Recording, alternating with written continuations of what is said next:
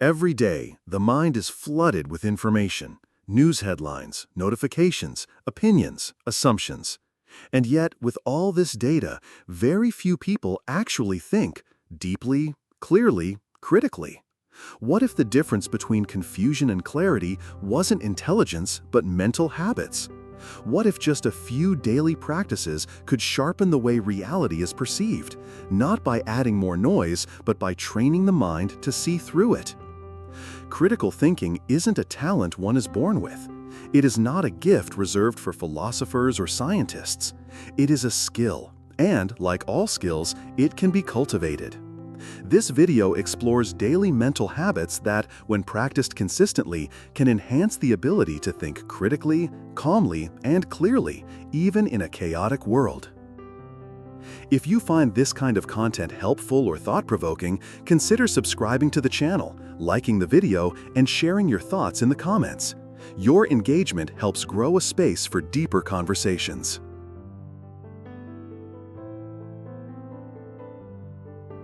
Critical thinking begins with distance.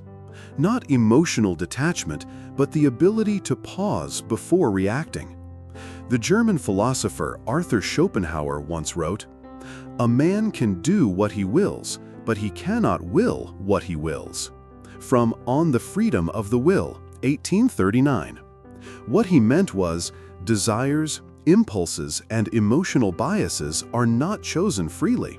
They rise from within, often unexamined. So, if thoughts are allowed to run automatically, they often serve emotions, not reason. Mental distancing is the daily habit of stepping back, even for 10 seconds, before forming a judgment. It's about saying, wait, where is this idea coming from? Is it mine, or am I simply reacting? How often do decisions come from a calm mind, and how often from a triggered one? This habit disrupts the automatic tendency to believe the first explanation that feels true. It is the core of critical examination, to challenge the surface, to explore alternative perspectives. Socrates, often seen as the father of Western philosophy, made this his entire method. Through dialogues, he asked basic yet powerful questions. Is it always this way? Could it be otherwise? What assumptions lie behind this belief? By asking what else could be true, the mind avoids the trap of certainty and enters the realm of understanding. When was the last time a second perspective changed a deeply held belief?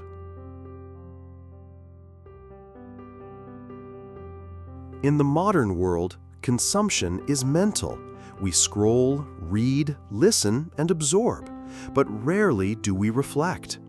True critical thinking requires time, not just to learn, but to digest, to question, to form one's own synthesis. Schopenhauer again offers insight here when he warned, "Reading is thinking with someone else's head instead of one's own." From On Thinking for Oneself, 1851. This isn't an argument against reading, but against passive reading, passive thinking, passive living. To counter this, one can practice a simple habit. After reading something important, close the book and write down in your own words what it actually said and what you think of it. Are ideas being truly processed or just passed through the mind like water through a sieve?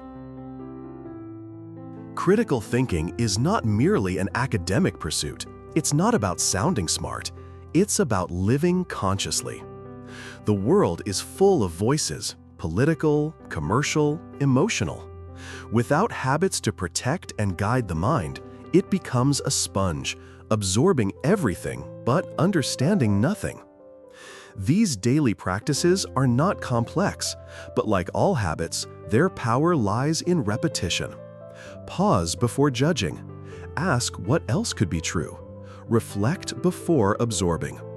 Over time, they train the mind not just to think better, but to live better. The philosopher Marcus Aurelius, though not the focus of this video, once said, "The soul becomes dyed with the color of its thoughts." What color is the mind becoming? through the thoughts it allows, the questions it avoids, the truths it never examines. If this video sparked a thought, a question, or even a doubt, that's a good sign. That's where critical thinking begins. So if you'd like more content like this, subscribe, like, and share your reflections in the comments. The mind grows through dialogue, and your voice matters.